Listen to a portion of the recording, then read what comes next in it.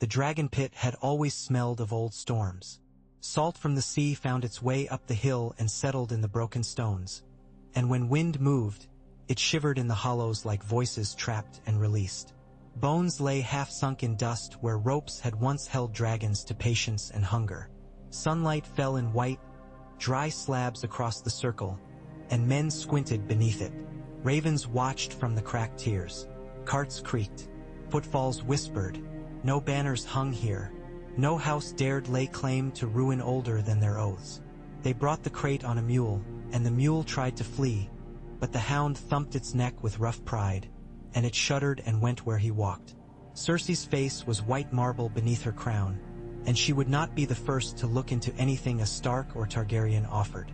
She let Sandor Clegane unscrew iron bolts and pry would like the lid of a child's coffin. She stepped one pace back. Qyburn's smile had the confidence of a man whose work was always appreciated. Jaime turned his head without turning his body. His eyes had learned to be cautious on their own. When the thing lunged, when it burst and tumbled and scuttled on hands that were not hands toward the heat and blood of the living, steel rang in a dozen places. The mountain moved no more than rock might move when wind touches it. Jon Snow stepped without thinking, not with bravado but in the reflex of a man who had known this open-mouthed hunger too long. He let the hound's chain catch the thing and jerk it short so hard the limb parted like rotten rope. The arm crawled after its phantom body. Gasps rippled. The thin sound of silk parted on a blade. "Fire!" Jon said, breath already steady again. Davos had a torch ready. Flame ate the arm and it writhed and stilled. The hound hacked at the leg and the thing fell, tried to claw through dust and air and one's imagination of escape. Gendry's hammer pinned it to the broken ground with a sound like dropped bells. Yora thrust a knife of dragonglass into the skull.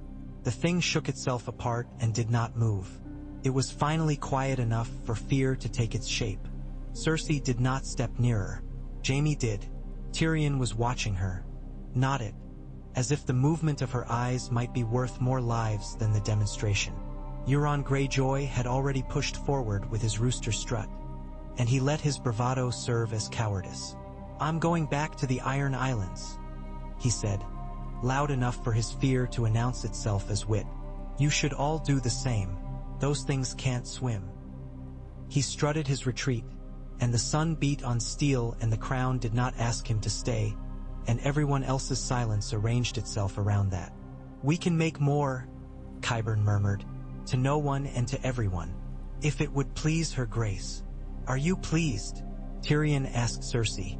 Bravado was prayer when one had burned so many bridges that only gallows stood on the far shore. She looked at Jon. She looked at the dragon seated on the broken pit's rim, its shadow making harsh geometry over her men and her brother. Their mother had died giving birth to the boy who had grown into this man. She was thinking, and what had all that pain purchased beyond the right to watch northern bastards stand too upright in front of her chairs? "What do you want, Stark?" she asked, withholding the title that had been dared, not granted. "Peace," Jon said. Wind tugged at his hair and left it alone.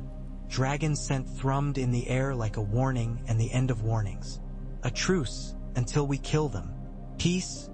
she repeated, and Qyburn's head tilted as if the word itself were a new toy.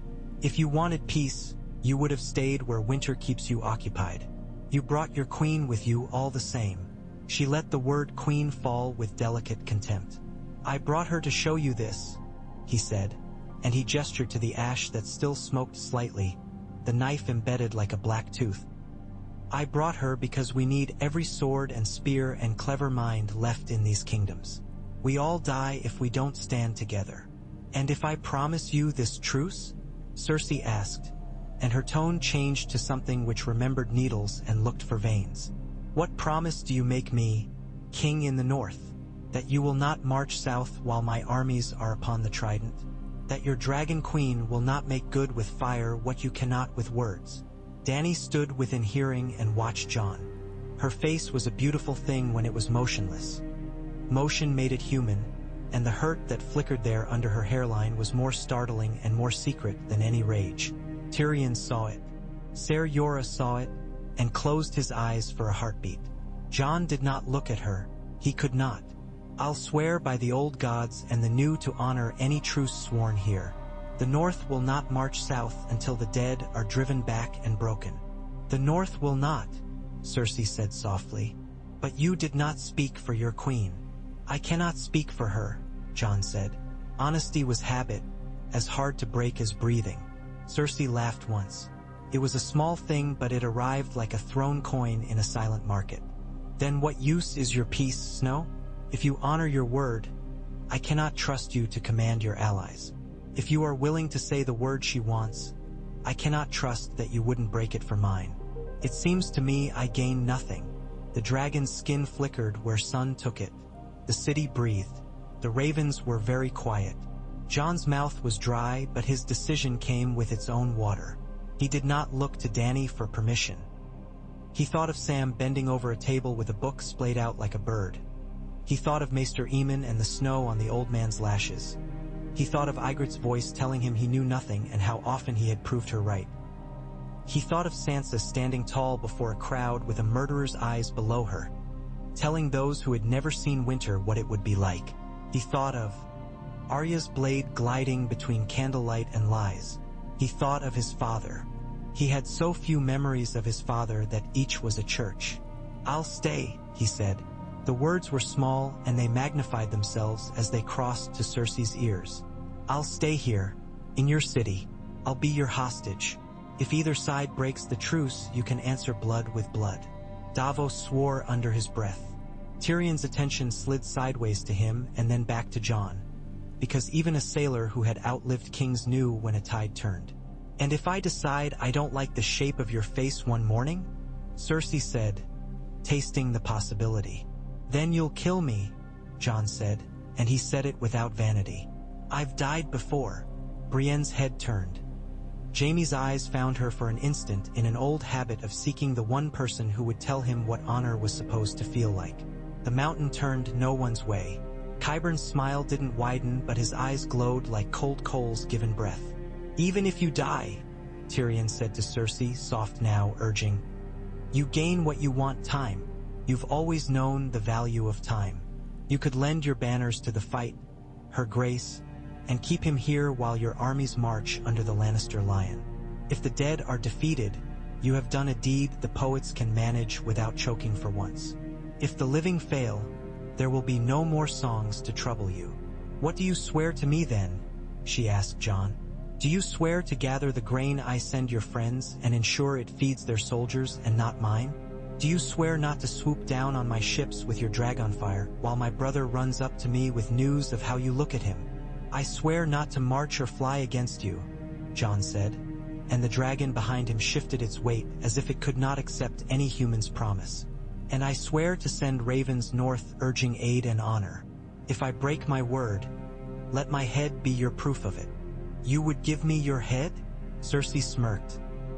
"I have so many. Men wear them poorly. I would give you myself," he said plainly. "My person here in your keeping, until this war is done." Dany found her words. When she spoke, men who had not heard a woman speak in council for a lifetime found their own heads tilting to receive it. "This is not needed," she said, to Jon at first and then to the circle, then to herself. "I came here to make a truce because I saw the thing that will climb the walls of my cities. I don't need to take your lover to your dungeons, Cersei, to know that every child in this city will die if we do not act." Cersei took the word lover and tucked it under her tongue like a drop of poison she might save for later. "Then don't take him," she said. "Let him stay. I have always preferred men who mean what they say. They are such useful fools." Jaime closed his eyes. Tyrion retreated into silence the way a general retreats into a hill when cavalry breaks on either flank. He went to Dany's side, close enough to touch if touching were an option, and lowered his voice. "If he's here, he can keep her anchored," Tyrion said. "Or at least can keep her occupied. And if he's here, he isn't riding your dragon into folly and fire." "What is he to you?" Dany asked, but she did not await an answer. She breathed. The pit waited, as patient as ruin could be. "Her grace will want securities," Qyburn put in, the rhythm of an old man counting coin. "Terms, schedules, grain. the ports through which this food passes, and the numbers on the ledgers. Names of officers you will accept as independent auditors of our compliance." Brienne's look sharpened. "It seems you'd prefer to master the war from a desk, my lord. Chests of copper and lists of names have ruled more wars than bronze and iron," Qyburn said, cheerful. Cersei lifted her hand. She was all rings and bone. "If I accept, I will send wagons through the King's Road as far as the Trident. I will send grain and salted meat and 1,000 barrels of fresh water. I will not send any soldiers north, not one, until they come for us. I will not bleed for the Starks. You may post your own man at Maidenpool to check the cargo, if you have one left who counts and reads." She smiled at Tyrion. "Perhaps you'll send a raven to a certain lord of the Vale to ask if his house numbers men who can read."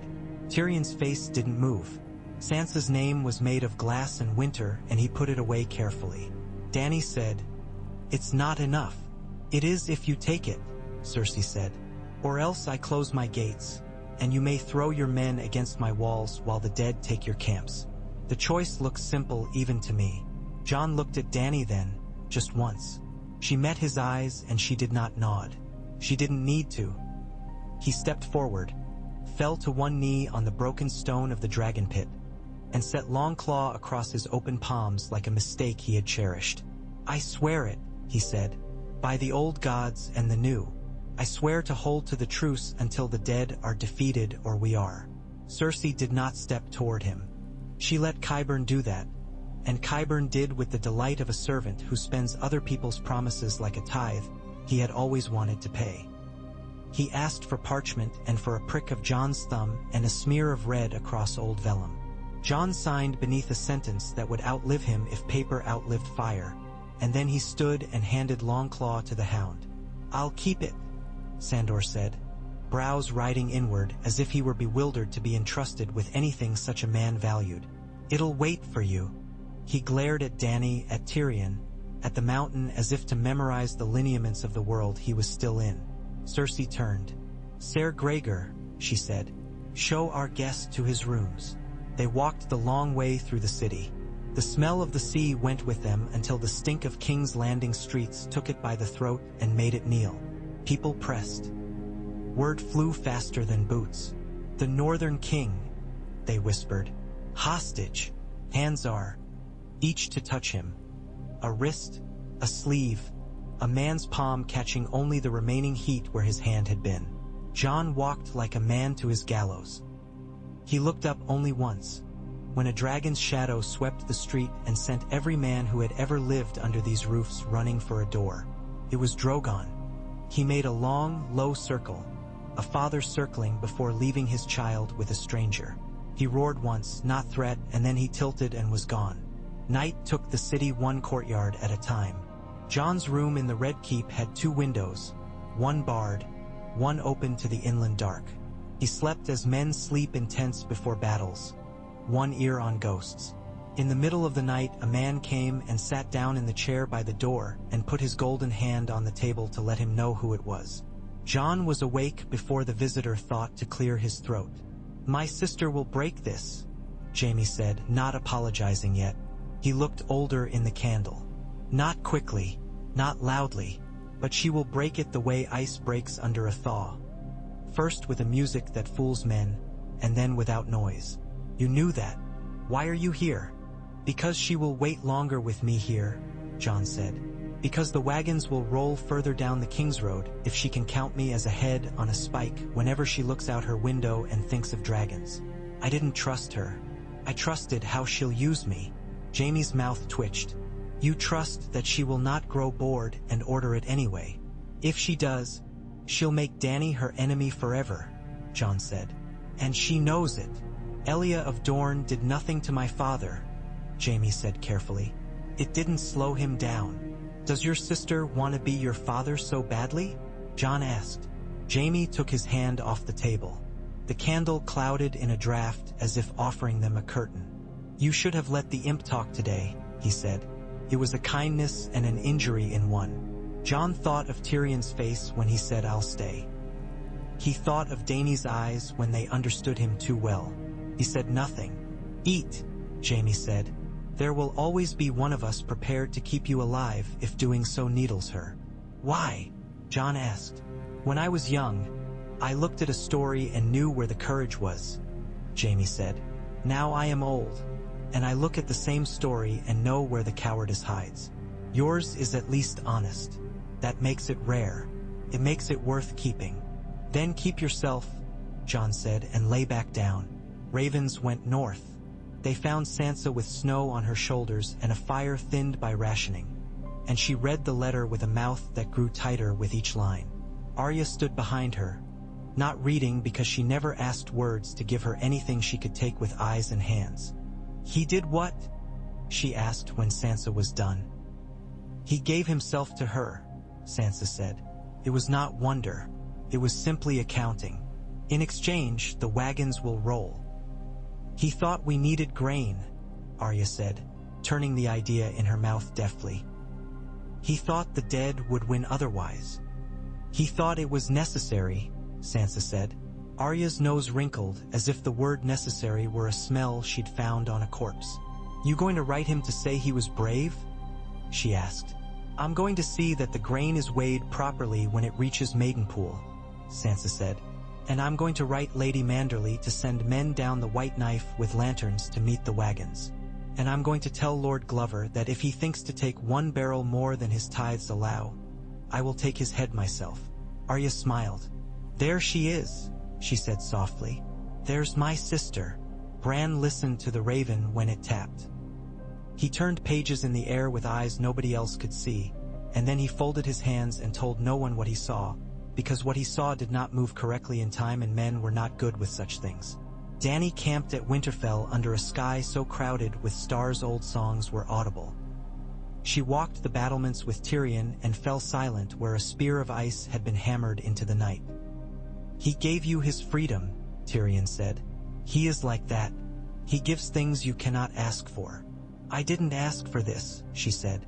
I said cannot, Tyrion answered, and looked at the snow bending the firs below like men carrying weight beyond their pride. Not will not.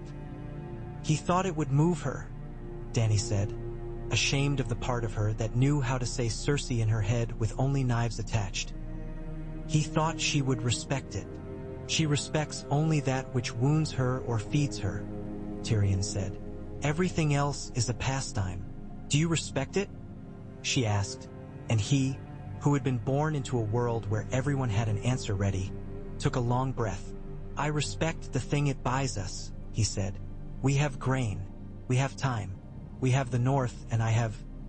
This idea that when he looked at you and said nothing, that was his way of kneeling again, and that is not a thing I say in public. Dany stopped. Snow caught in her hair and stayed there. Don't say it again in private either, she said, more gently than the words. Say something useful. Tell me where to put my men. Tyrion told her what he knew, and she listened, and Ser Jorah stood nearby and added the knowledge of dying men. He had watched live too long and bravely in deserts and on harbors. Grey Worm paid for every 6 words with the names of 3 men who would never sing again and thus had no need of grain. The wall did not fall from neglect. It fell to the scream of a dragon dying, repurposed into hurricane. When the frozen wind reached Last Hearth, it left men looking like statues made by an artist who loved fear and didn't know how to end a story. It came down the King's Road like a rumor that refused to be killed. When the first wagons rolled north of Harrenhal, they were caught in a storm of their own. Not wind, but corpses out of the trees. The wagons did not turn back. Men died with hands still on the reins. As many of those wagons as had been in Sansa's head arrived at Maidenpool, as many as human stubbornness could force through the miles. Sansa sent them on. She sent back a letter to the Red Keep with her seal, a direwolf's head with a woman's eye behind it. Qyburn opened it and read the numbers aloud at supper like a tale for children in which the moral was that arithmetic beat murder when it came to feeding men. Cersei drank. She did not ask after Jon.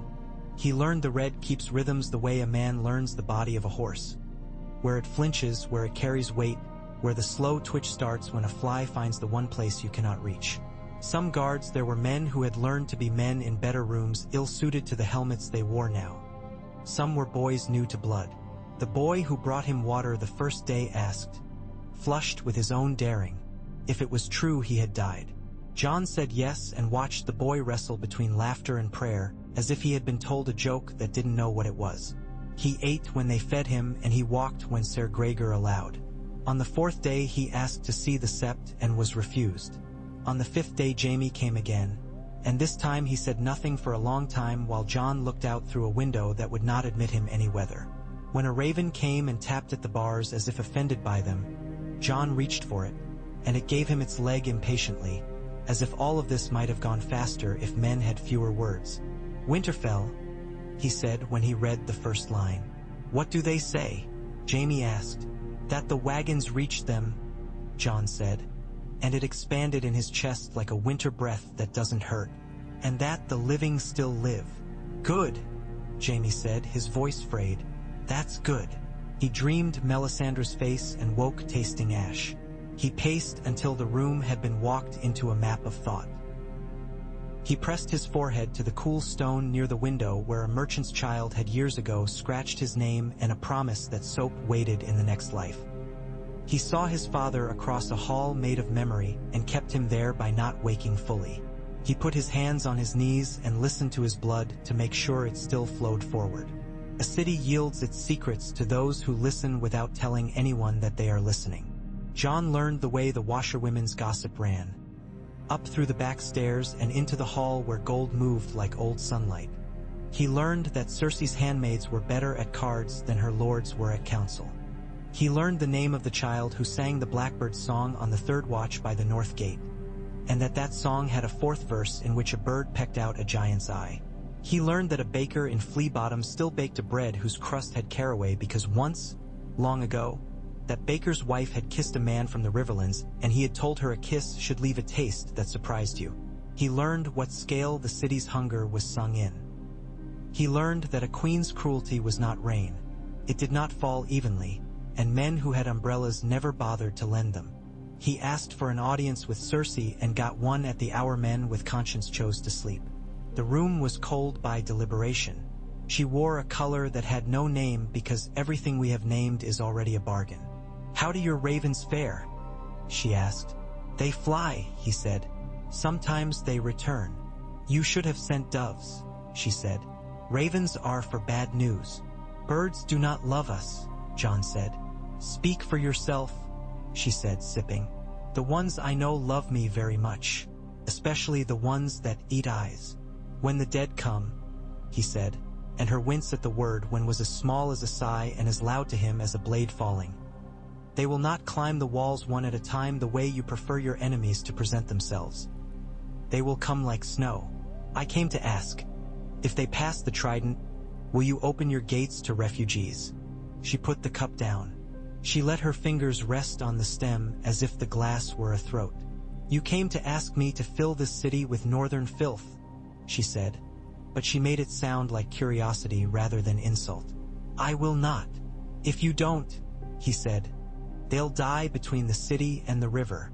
There will be so many of them they will look like water themselves, and they will die looking at your walls. Do you want that on your conscience? Conscience, she said, and she pronounced it like a forgotten title. If the living win and I have their ghosts clinging to my outer walls like ivy, I will have to hire men to pry them off. It's a nuisance, not a horror. Jon tried not to imagine it. He failed. They are your people. They are my subjects, Cersei said. My people are the ones who keep their doors bolted and their mouths shut. The rest are material, she said. After a moment's search for a word, not even a queen could file down enough to fit. Then let me beg for the material, he said. If they come, let me out of this room and let me stand at the gates and do what I can do. And you will save them with your sword? She asked. With your stoicism? With your hair? He didn't smile. With order, he said. With words, he added, knowing whose language he was borrowing. They will die either way, many of them, but they will die less if there is someone on the walls telling them where to run and when not to. Cersei leaned back.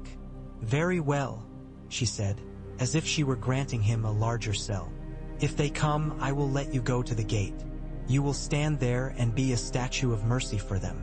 And if you run, Ser Gregor will fetch you back. If he cannot catch you, my archers will shoot your woman's dragon from the sky the hour it returns, and several hundred peasants will die at their evening bread for the sin of your generosity." "Agreed," Jon said. Later, in the dark, he hated himself for having said it so quickly. The next morning, when a woman glanced up at him, while she balanced bread on her head in a basket and did not duck away, he knew he would say it again. North, the wind said the same thing nights and days until the men who listened could no longer tell them apart. Dany stood on a parapet of Winterfell while snow sifted down like a patient verdict. She had never watched her breath this long. When she went to the dragons, she went with a handful of words for each of them. A single sound sometimes, and once just the scratch of her glove on the scale that had always itched. Rhaegal's great head pushed into her, and she let herself be the thing he leaned on for the time it took to find the weather. Her army grew thin in its sleep. Grey Worm counted and did not share. Missandei shared tea and warmth and not numbers. Yora shared counsel with lightest touch, for he had learned that she needed it as a reminder she had more than one spine, not as an instruction. Sansa spoke to Dany with the caution and then the slight ease of two women who have learned that power is a language with dialects, and that they can be translated if both keep their knives sheathed for the hour. Arya spoke to Dany not at all and moved like wind that is trying to be a woman and failing in ways that suited it. Melisandre came in a white dawn with breath that steamed and a smile you could not keep. She spoke to Arya first because prophecy is a story girls have always been allowed to keep when men take everything else.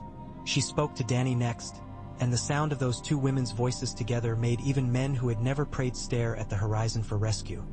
Because sometimes the thing that saves you is as terrible as the thing that kills you, and men prefer to be surprised. The battle at Winterfell was not the first to be fought there, but it was the first in which the dead had a plan. They came as Jon had said they would, like snow. They came with hands and with lack of hands, with teeth and without, with eyes bright and eyes gone. They came to the ditches and into them. They came to the fire as if it were a lover and clamored for its kiss and fell back and came on. And men died making metaphors of what they saw because their mouths needed something to do. Dany flew. Rhaegal lifted and bent and rallied, and the flame he breathed felt to the dead like winter remembered wrong. Drogon rose like an oath said once and kept forever. There was a plan to draw the Night King to the Godswood, and there was a plan to keep the gates, and there was a plan for the trenches, and there was a plan for the people in the crypts who had thought stone would keep them safe from anything too new. Plans are a better use of fear than panic, but they are still fear. If Jon had been there, he would have added the depth of a man used to losing and then winning with what is left. But he was not, and so Sansa's steadiness, Tyrion's ratios, and Yora's slow maps had to suffice. Arya ran where no one had planned she would run. She went through shadows and into things that looked like rooms until you saw that they had teeth. She came up for air in a corridor where a girl had once put a ribbon in her hair and thought it a triumph. The Hound found her and lost her and found himself instead. When Melisandre found Arya between a heap of broken things that had once been stairs and a window that no longer served as a window to anyone, she put a hand on the girl's face. "What do we say to the god of death?" she asked. "Not today," Arya said. The words fit in her mouth as if she had grown them herself, in secret, in patient seasons. The Night King came as if he had been tired of waiting for his own entrance. He moved the way a man moves when the story has always been about him. The Godswood had watched men build gods out of trees and blood and fear. Now it watched a god walk in a body men would not have made for themselves if given choices. Bran watched without moving. Theon bent his bow and then another and cried once. Not a word and not a word. Yora died on ground that had been named, and Dany gave him the name with every breath she had left while she fought. Rhaegal bled on snow and his cry startled a raven into dropping the branch he had been scolding. Drogon took wounds and gave them back tenfold. Sansa sat in a crypt with a knife and knew the names of all the dead above her and was ready to recite them if stone did not suffice. Tyrion took Missandei's hand once and did not say anything. It was not comfort. It was witness. Arya went where a girl who had once been a wolf in a house where wolves were not allowed had learned to go. Between the cracks and into the sentence folded into itself. She ran faster than belief and slower than time. When she leaped at the Night King, her knife was between her hands, and then it was in one hand, and then it was in the other, and then it was breaking the only sentence he had ever believed in. He died like a grammar corrected by a child in front of his tutor. He died, and the dead died with him, and men stood up from under corpses like men waking from a fantasy someone else had paid for. The Night King was gone as if he had been a rumor, and the world was suddenly worse because it was now about people again. When the news reached King's Landing, it reached first the places where news is turned into gold. The counting room, the kitchens, the room where old men who keep lists keep their lists facing the wall when they sleep because they fear that paper will learn to whisper. John stood at the window while the boy with water dropped it because victory was heavy and nobody had said. Jaime came at a walk and then not at a walk. He stood by John and didn't speak for a long time. He looked fatigued in a way that was not about knights. "She did it," John said, not knowing whether he wanted to weep or strike his head against the stone. "They did it." "Your sister did it," Jaime said, and his mouth had that quirk again, half a question for a god who had answered him. "The wolf did it." "She's your queen," John said, a reflex. "She is," Jaime said. He listened to his own voice and frowned. "And mine is my sister," he added, and the second sentence sounded like a wrong note played by a musician who had finally allowed himself to be bad at a song.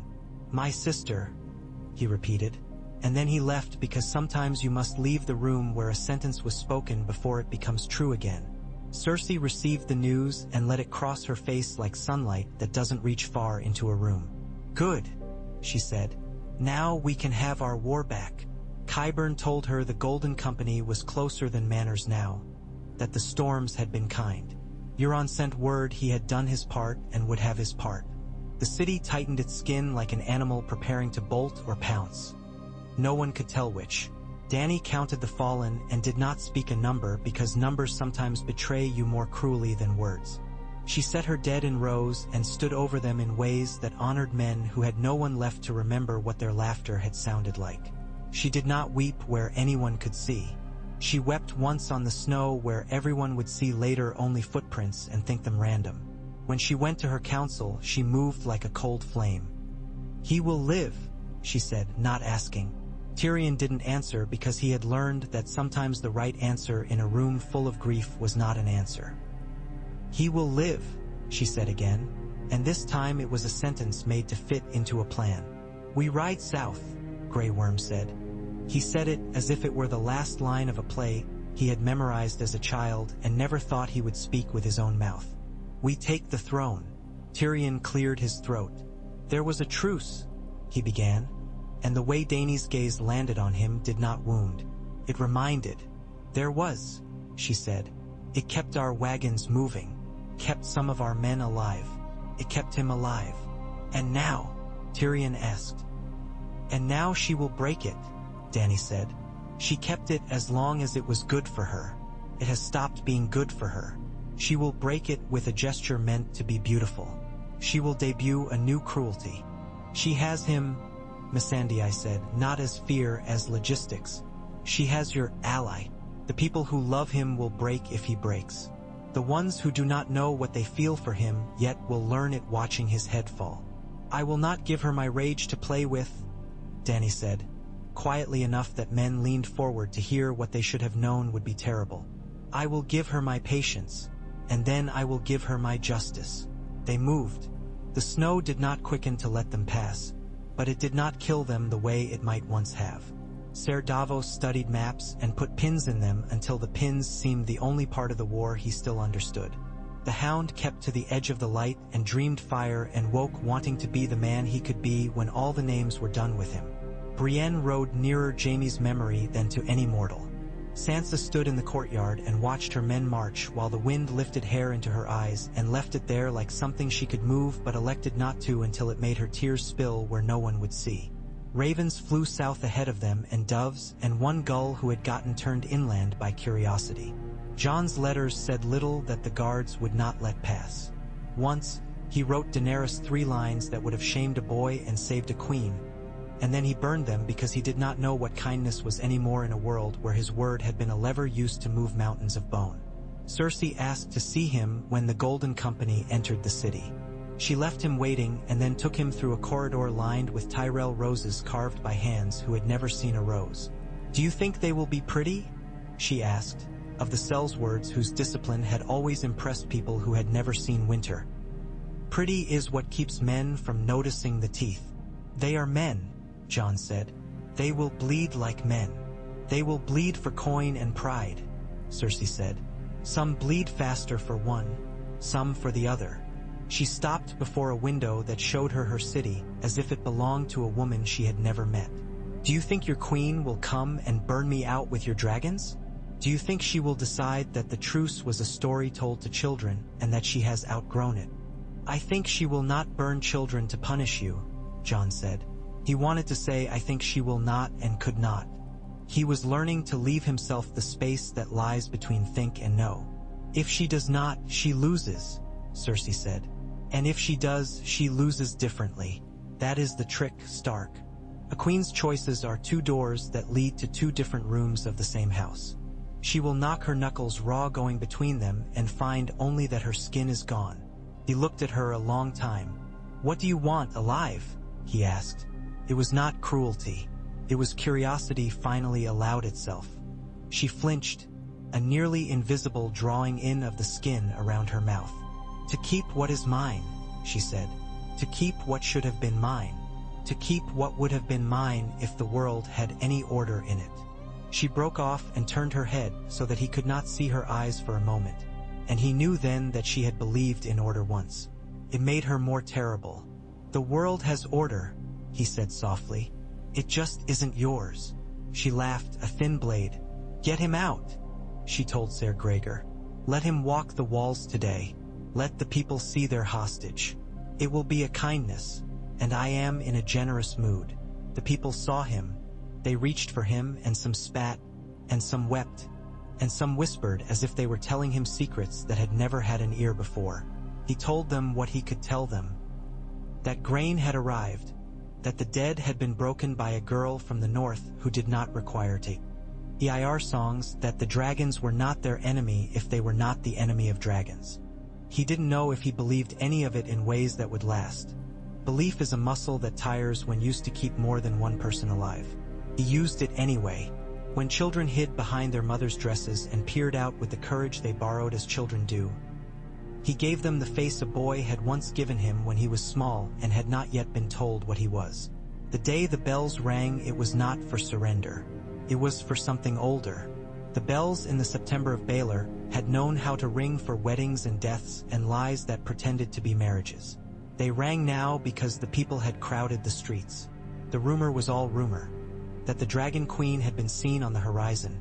That her dragons had perched on the hill of Rhaenys and were preening. That the Golden Company had refused pay because the coins were cold.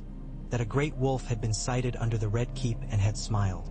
Each rumor was a way for people to make music while they were afraid. The gates were shut and the walls were manned, and archers had been told to aim to wound first because the city was not a monster and liked to believe it could pretend. Jon stood at the gate with Ser Gregor 3 steps to his left, and he asked himself whether this was like standing with a mountain or with a man standing in a mountain suit. He chose not to find out. "Open the gates," he told the captain, who pretended not to be listening to him. "Her Grace," the man began. Men always began by throwing their queens in front of them like shields. "Open them," Jon said. "Let them in. If you don't, they will pile against the wall and die, and you will smell it for a decade each morning when you wake. Let them in. Stack them in the square if you have to, but let them in." Ser Gregor made no movement. He was not the sort to protest until he had murdered. The captain looked at Jon and then at the mountain and then at time itself and found he couldn't manage any of them. He raised his hand, and the gates creaked. The crowd surged. They came in like water, like grain poured from too high a height, with screams that were relief and fear in strange ratio. They took the square. They took the alleys. They took the whole of the city's belly. Cersei watched from the window she had chosen as if she had invented windows. "Good," she said. "Now let's see how the Dragon Queen handles a battlefield full of cradles." Dany approached, not alone. The Unsullied marched in lines that made geometry seem like a weapon. The northern men had brought drums that had never been used for anything except weddings and demands, and they beat them until the city felt its own heart in its teeth. Drogon flew high, not to frighten but to witness, and Regal, bandaged with scars, kept lower, a reclaiming of a sky that had been winter's. On the hill to the east, a banner rose.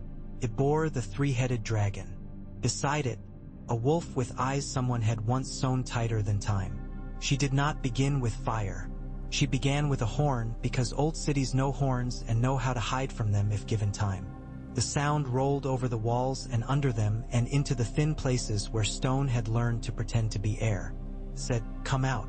Said, "This is the hour." Cersei did not come out. Qyburn sent a messenger to the walls. A man with a white flag and a bald head which suggested he had decided his hair was cowardly. He called for Parley. Dany sent Tyrion because words were a bridge that collapses under too many feet. The two men walked within arrow range of 300 incompetents. The wind tried to take their words away. "This is foolish," Qyburn said mildly, all sugar. "Your queen should ask for what she wants the way polite murderers do." "She wants surrender," Tyrion said. "She wants your gates and your life and her man from your tower. She wants your queen brought to her in chains or in nothing." "Then she will be disappointed," Qyburn said. "We do not sell our queens. We buy others." "Tell her the bells will ring when she surrenders," Tyrion said. "If they ring for any other reason, we will know what they mean." "That they do not," Qyburn said with pleasure. Tyrion looked up at the walls, at the men with bows and the men with fear. He did not look at the window where he knew Cersei was watching. He turned and walked back, and the wind made a drama of his cloak because it liked to be asked to do small things when so much else could not be changed. She arranged her line. She put the scorpions where they could be used but not too well. She kept the dragons moving so that anyone aiming would regret being mortal. She tasked the northern archers with keeping flame away from where women huddled with bread wrapped in cloth to keep it from smelling like fear. She had learned in Meereen that you could turn a city into a lesson. She had learned here that sometimes you must teach the lesson gently. The Golden Company formed outside the gate with more pomp than made sense. They were pretty. They knew it.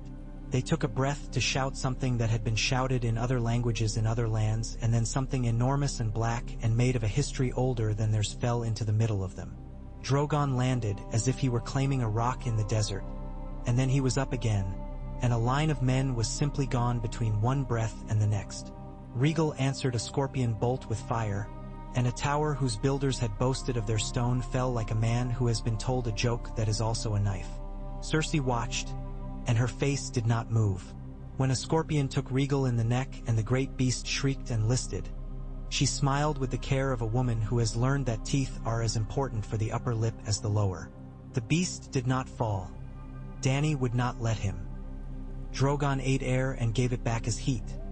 Men screamed less in heat than in cold because heat takes breath first, and mercy is sometimes a function of physics. It would have gone another way. It might have.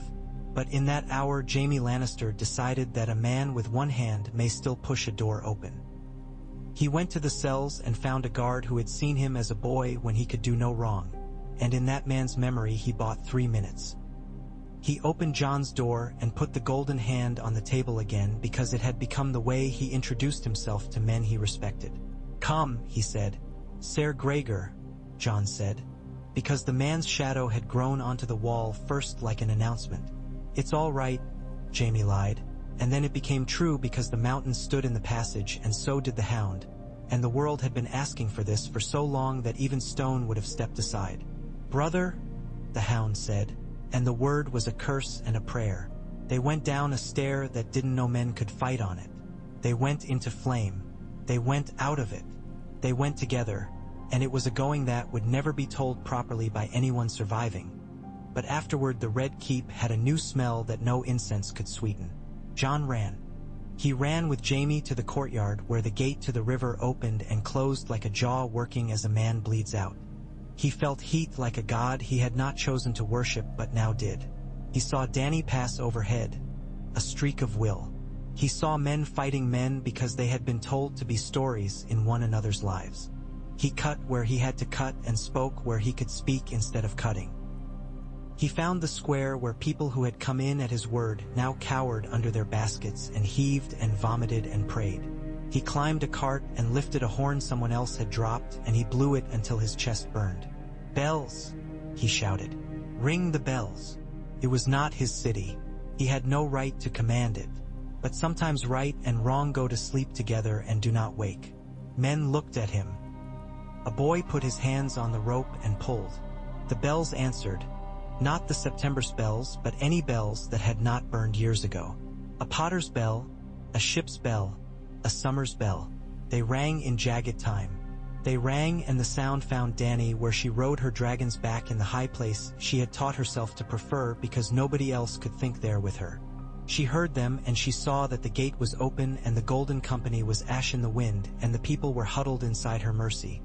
And she made a decision that might save or damn a lifetime of choices. She did not burn the city. She burned the scorpions. She burned the men with red crosses on their chests who had sworn to sell their deaths to the highest bidder. She burned a column of Lannister archers who were running. And her heart broke for the old soldier who looked up at her as he died not with terror but with relief because the war in him had finally ended. She burned a banner. She did not aim at homes, and when fire took roofs by no one's she sent Drogon for water, and he brought a sheet of river rain and scalded 20 men who would have killed 40 children. And numbers tried to argue morality and lost. Regal, bleeding, landed outside the gate of the gods and held there like a wedge, and no man passed him. Grey Worm broke a line and reformed it and broke it again and did not advance into a street where women were pinned except to kill the men pinning them. The Unsullied died with that neatness which had made them both terrifying and pitiable when they were merely merchandise and now made them something else Elysian. Cersei watched until she saw there was nothing left to watch that would become the story she wanted told. She turned. Jaime came up the stair toward her as if the bones of the castle had decided to pivot around this one hinge. She looked at his hand and then at his face and then past him to Jon Snow, who was blood from someone else's body and breath that sounded too loud. "Your hostage has shown himself to be ungrateful," Cersei said. "Kill him," she told Ser Robert Strong. Forgetting that he was no longer a language, she blinked at the empty space where he should have been, as if a word in a sentence had fallen out of the page. "Cersei," Jaime said. The word left his mouth like a splinter. She recoiled. What would he call her if not that? "Lover," she mocked. "Brother, queen, mother." Her mouth made them all taste the same. "There are children in the square," Jaime said, and his voice was simple as bread. "Do you see them? Is there a room in you where they can live?" She looked at him as if he had offered her a cup with fire in it. "There is a room in me where you lived," she said. "You moved out." Jon stepped to the side the way a man steps into a quiet. He saw the window. He saw the sea. He saw in his mind the dead queen of the last regime sprinkling ash on the wind and laughing. He looked at Cersei and searched her face for the girl who had believed in order. "You can surrender," he said to her. "You can live." She could have. She might have. She had learned some time ago that living was more complicated than winning. She looked at him and saw Ned Stark's honor still walking around this world in faces it had not first chosen, and something in her was tired. She put her hand on her stomach, where there might have been life and might only have been a story she liked telling herself because it gave the future a shape she could own. "Surrender," she repeated, and she tried to make it sound like laughter. To what? To a girl who thinks fire is a poem? To a man who thinks a head offered is a contract? To a dwarf who thinks words rise like smoke and mean prayer? She raised her chin. "No, if I must bend, it will be in a way that breaks everyone else." The ceiling groaned. The low complaint of old stone asked to remember too much. The wildfire planted by a madman and tended by a pragmatist woke a little in its sleep and slept again because the city did not want to die today. It would later in 1,000 little ways. It would always. In this hour it decided to remain. Cersei looked up, the involuntary look all men spare for their own roofs when thunder speaks. Her foot shifted. Jaime was nearer than he had thought. He put his hand out and closed fingers around hers. The golden one was heavy. It made the gesture look like theater when it was just a man with a hand. He hated doing what men with hands have always done when they are done being boys. She wouldn't go quietly. She went like a queen cornered by someone else's narrative. She went with all her rings and her terrible grace. They took her down 3 stairs. Then a girl stood on the landing. A girl with a face like a question asked late in a trial when everyone has gone home. Arya said nothing. She did not draw a blade. She looked at Cersei the way a tailor looks at a seam. He will undo in silence later for perfection's sake. Then she stepped aside. In the hall where kings had fated their failures, Dany waited. She had asked for this because sometimes mercy is the sharp knife and she had learned to hold one. Drogon lay with his head in, watching with one eye that made every human in the room hold still. Cersei entered like a storm in a dress. It was clear that she would not kneel. Dany did not ask her to. Kneeling would have been a cruelty meant for the crowd.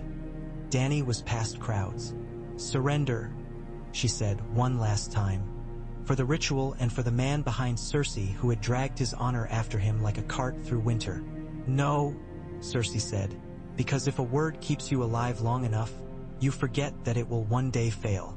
Then submit yourself to judgment," Dany said. "You will be stripped of titles. You will be held.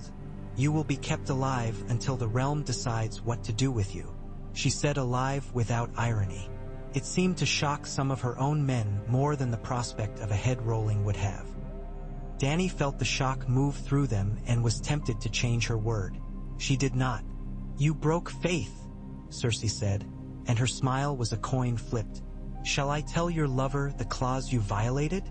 If you entered my city with armed forces, you were to forfeit."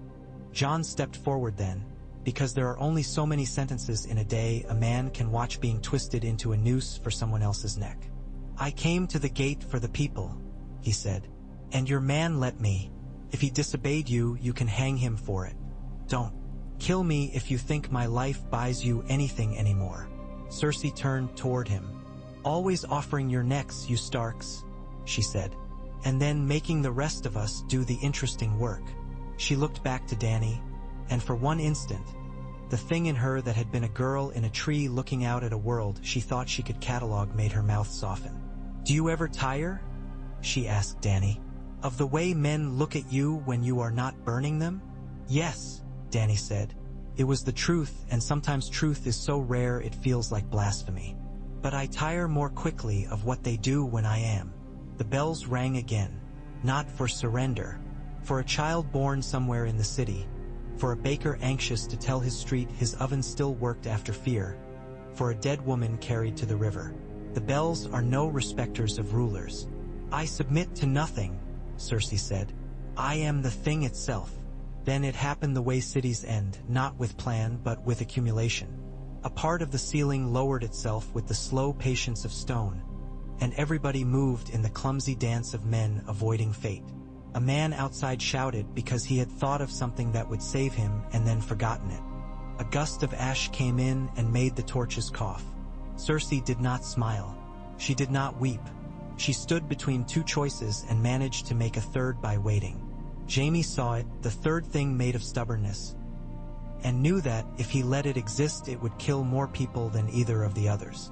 He did what he had done once before with a king and now did with a queen, and put an end to a choice that made massacre. He stepped close and wrapped his arms around her and held her tight enough that it would be read as love and also was fatal. The knife was quick. He did not let her fall. He did not look at anyone else while he did the thing that would be told badly forever. She bled. Her face was as surprised as any. She looked at him and he looked at her, and they were, for an instant, brother and sister the way they had been when they were 10 and the world had not yet been catalogued. She died like a door closing on a room in which nobody had ever learned to sleep. Jaime put her down where the stone was clean. He looked at his hand. He looked at nobody else. Dany's breath came out in a sound that was almost a sob and almost a question. Jon had no breath for any sound. Tyrion's face folded and unfolded as it had the day their father died. A man learning again that endings do not cure beginnings. "She would have burned them all," Jaime said. "She would have used the stores. She would have waited until the children were gathered in the September to keep warm, and then..." He stopped. He was not a man to dramatize when the thing itself was fire enough. I did the thing I know how to do. I ended a bad king. Dany stood still. There are moments when being merciful is an accomplishment of every bone. She looked at Jon and then at the men behind her whose faces had expected to be sated by a head on a spike and found soup instead. She put her hand on Drogon's neck. "Throw down your swords," she said, voice steady. "If you hold a blade for the lion, throw it down."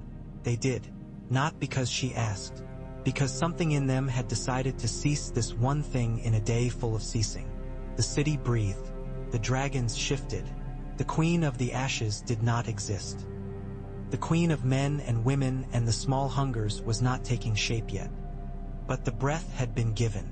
Afterward, it was like all afters. Awkward, necessary, bored by itself, relentless. They saw to the hurt. They hanged the worst of the rapers. They made a court to decide what it meant to have served a queen who had planned to burn children and found that judging men is a worse business than killing them. Tyrion took a chair and sat in it until it trained him.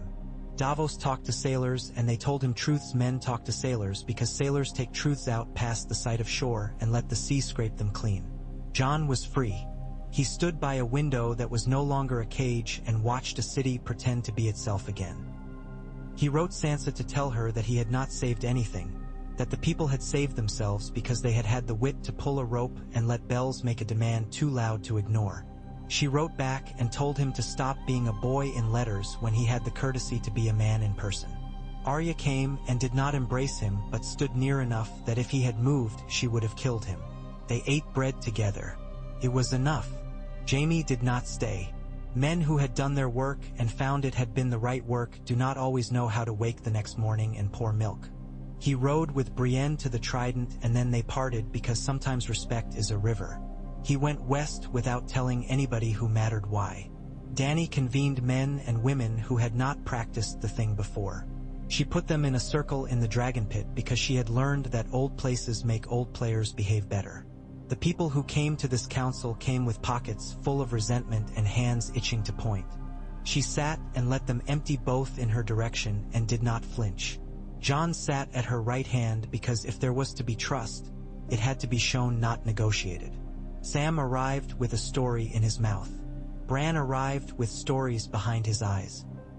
Varys arrived with enough secrets in his sleeves to kill 3 men and made a little pile of them on the table and watched Dany seeing the pile for what it was. An offering of power that would not be kept and would therefore be trusted. Someone said the words Rhaegar and Lyanna. Someone said the words marriage and right. The room moved. Dany listened. She did not need to. She chose to. "You do not want a husband," Sansa said, without malice, as if reading a weather all could feel. "You want to breathe." "I want to breathe in a world where breathing is not a throne," Dany said. "I want to leave a world where little girls do not dream of fire to stop men from touching them. I will not do that by giving this to a council and leaving. I will do it by using this sometimes and refusing it other times and then leaving it to a world that will hate me no matter what I choose." "And him?" Arya asked, with knife curiosity toward Jon the way a cat watches a thing that might be a mouse or might be a string. "What do you want of him?" Dany looked at Jon. "Nothing I can ask for," she said. "Nothing he can give me without breaking. I want him alive. I want him free. I want him—" She stopped. "I want him to have the North if he wants it. If he wants the South too, I will think about letting him keep it warm while I do other work.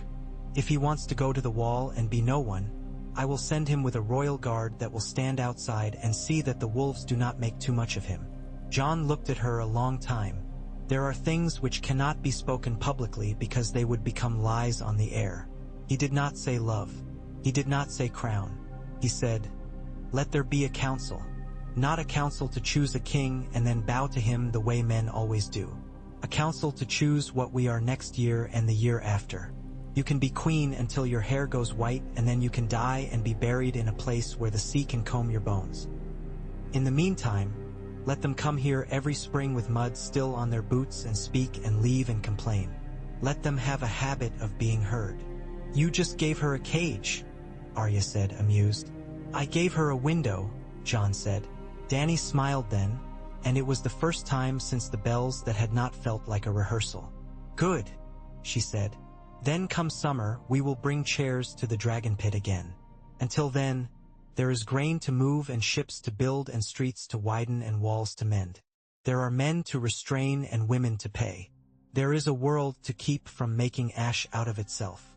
The world, being itself, resisted and then yielded a little. Clegane's fire went out in his own way. He had paid for silence with violence so many times his debt had been rerouted. When he met Jon one afternoon in a courtyard where the air was finally temperate, he grunted something that might have been thanks for having let the bells be rung by anyone. "You opened the gate," he said. "Not bad." "You killed your brother," Jon said. "Because sometimes men need the thing they did named without embroidery." "Someone had to," the hound said. "He was uglier dead. That pleased me." "Are you leaving?" Jon asked. Sandor said. "I've no use for courts. They've no use for me except killing, and I've killed enough for boys with secrets. Might head north. Might see if there's a mountain that isn't a man." "If you go north," Jon said, "take bread." The hound barked. A laugh used to sounding like a wound. "You always were a strange one," he said. "Keep your head. You're prettier with it." Winter loosened. It went unwillingly. It always does. The wagons took their own routes. The city learned to sleep through the night without thinking the sky would fall. The dragons found ways to be large without being everywhere. Regal healed, slower than pride wanted, faster than fear could keep up with. Drogon went out over the water and came back with marks of salt on his scales like taste. Jaime's death found him under a sky that was less attentive than it should have been. Brienne H. heard the story later from a farmer whose sister had given the man a drink for telling it. He had died helping strangers cross a river whose current had taken their footing. The way stories shaped it later, he had died pulling a child free, then two, then a mother while the husband watched, but the first telling had contained only this. He had gone under with one arm still stretched to the air as if he meant to shake hands with something that had asked him to. Sansa came south in spring, reluctantly, because the north was in her bones and every southern breeze felt like a grandchild of the men who had laughed at her once. She went to the Dragonpit with her gloves in her belt. She watched the men speak and liked that they spoke at cross purposes and did not change their minds mid-sentence to bolster someone else's dignity. She liked that Dany listened as if the listening were a blade. She liked that Jon sometimes stood and walked away for an hour and no one thought him rude because they knew he walked toward something that had no name but could not be delayed. Bran sat under no tree and saw everything anyway. Sam brought books with corners torn because the corners had been used to save lives as kindling. Gendry and Arya did not wed because neither of them wanted to share a roof. But sometimes Arya appeared and they fought on the parapets with sticks until she smiled and he bled and both were happy. Missandei put down a schedule on a desk that had been built for a man who had thought schedules a weakness, and she taught clerks to count and then to count again, and she learned the names of the children who ran through her halls because a queen who wants to do work must never forget the names of those who feel it. Dany sometimes stood at the windows of the Red Keep and let herself be alone. She let herself think of Ash without wanting it. She let herself think of her brother without despising him.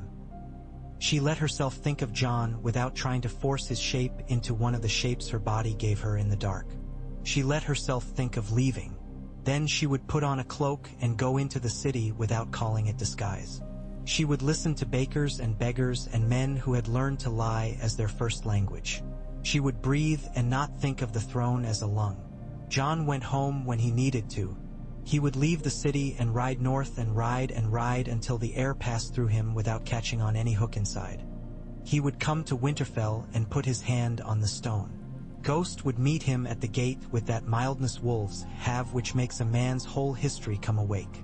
Sansa would greet him with a nod full of more words than either of them would use up in a week. Arya would not greet him. She would be somewhere in the walls, and then she would appear, and he would feel a relief that was shaming and essential. He would go out to the Godswood and stand under the heart tree. He would not speak.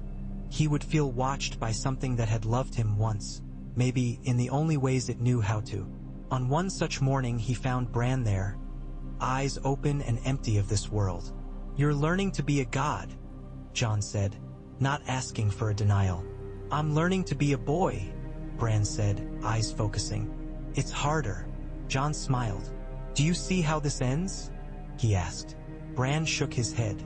I see how it ended, and how it almost ended, and how it may yet begin if you call that girl in the alley tomorrow, and if you do not. I see that the thing you did at the Dragonpit changed the wind for a time, which is all any of us do. He looked at Jon, and the look was an embrace given by a mind not trained for embraces. You gave them breathing. You gave her a chance to do what she does best. You bought it with yourself. That is what men like you do. I'm tired of being men like me, Jon said. I know, Bran said. You'll stop when you die. That's the bargain. He laughed then, and it was ugly and necessary, and Bran did not smile because smiling would have been an insult.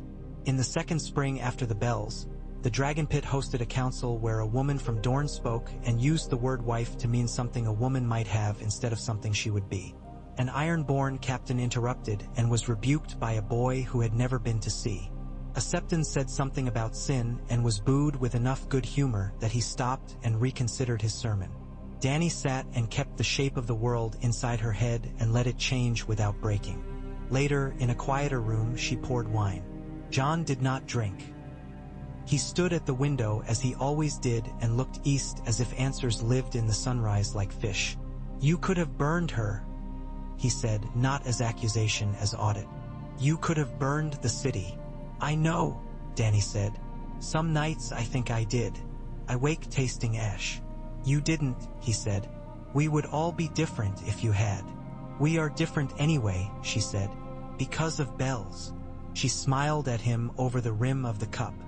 And because of stubborn men who say I'll stay and then mean it. He looked at her a long time. I will always leave, he said. When it is needed. I know, she said. And her smile was a thing that had been broken and glued well enough to serve, and that was all most of us ever asked. Summer did not return the way boys write it when they are practicing on bedsheets for letters they will never send. It returned in patches. Fields became greedy. Men became lazy. The North's nights stayed honest.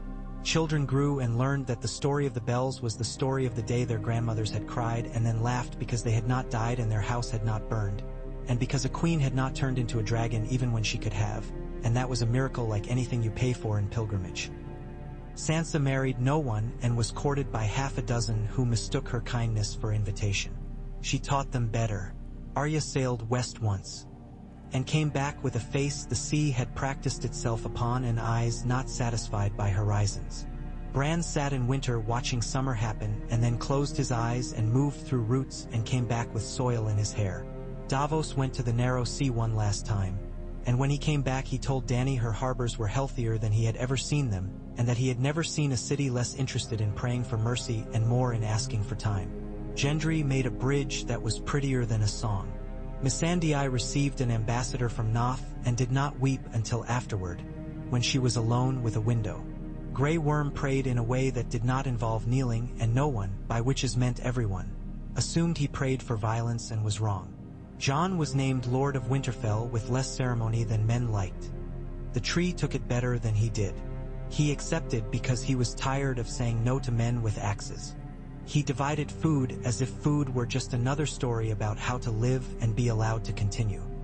He wrote to Dany with an awkward hand and a better policy than most men send south.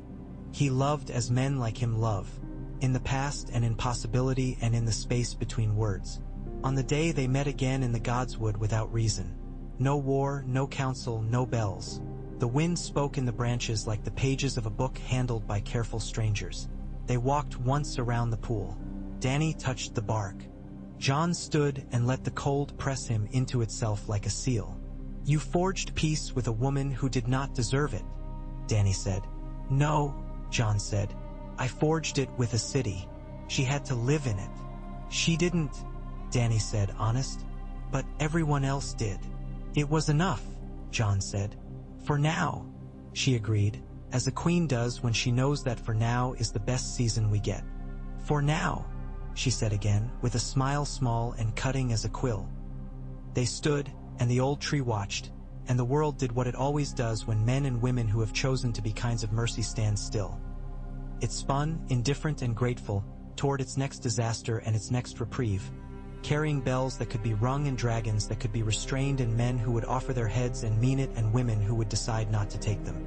And the wind at the Dragonpit went on smelling of old storms, and of bones, and of a promise once made with a smear of blood on vellum that outlived the hands that signed it. That for a season bought with stubbornness and grief and bells, peace had been forged and had held.